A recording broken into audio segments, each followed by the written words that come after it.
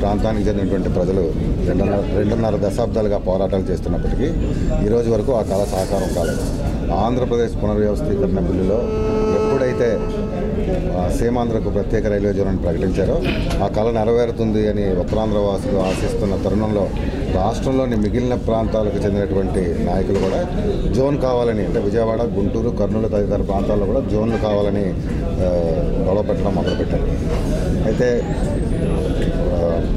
ప్రత్యేక railway zone కేంద్రం ఏర్పాటు చేయడానికి అన్ని వసతులు, అన్ని సౌకర్యాలు ఉన్నటువంటి ఏకైక నగరం విశాఖపట్నంలో ల్యాండ్ అవైలబిలిటీ రైల్వేకి 728 ఎకరాలు ఉంది. అదే విజయవాడలో అయితే 127 ఎకరాలు మాత్రమే ఉంది, గుంటూరులో 27 ఎకరాలు మాత్రమే ఉంది. సో కర్నూలు అసలు డివిజనల్ హెడ్ క్వార్టర్ కాదు కాబట్టి కర్నూలు అసలు ప్రధాన కేంద్రం ఏర్పాటు చేయడానికి ఎటువంటి అవకాశం లేదు.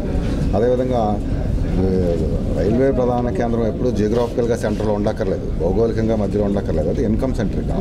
ఆదాయం ఎక్కడ ఎక్కువ వస్తుందో అక్కడ ఉండాల్సినటువంటి అవసరం ఉంది. ఆదాయం ఎక్కువ వచ్చే కేంద్రం విశాఖపట్నం డివిజన్. ఈరోజు ఒడిశా ముఖ్యమంత్రి నవీన్ పట్నాయక్ గారు తూర్పు కోస్తా రైల్వే నుంచి వాల్టేర్ డివిజన్ని డీలింక్ చేయడానికి ఒప్పుకోము అని చెప్పాడు ఆయన. అప్పుడు ఒడిశా చీఫ్ మినిస్టర్కి విశాఖపట్నానికి ఏమిటి సంబంధం? ఆయన ఎవరో చెప్పడానికి విశాఖపట్నం డివిజన్ని ఎక్కడి నుంచి విడగొట్టడానికి ఒప్పుకోమని. సో విశాఖపట్నం ఒడిశా అంటే భువనేశ్వర్ కేంద్రంగా ఉన్న ఈస్ట్ కోస్ట్ రైల్వేలో ఉండడం వల్ల ఇప్పటివరకు మనం తీరని అన్యాయానికి గురయ్యాం. మనం అట్లా సవత్తల్లి ప్రేమ చూపించి విశాఖపట్నం పట్ల, ఉత్తరాంధ్ర పట్ల తీవ్ర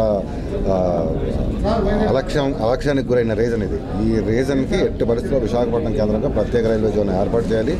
ఆ రైల్వే జోన్ ఏర్పాటు అయ్యే వరకు ఈ ప్రాంతానికి చెందినటువంటి అన్ని రాజకీయ పార్టీలు, ప్రజా సంఘాలు, విద్యార్థి సంఘాలు ప్రజల్ని అందరినీ కలుపుకొని ఉద్యమాన్ని తీవ్రతరం చేయబోతాం.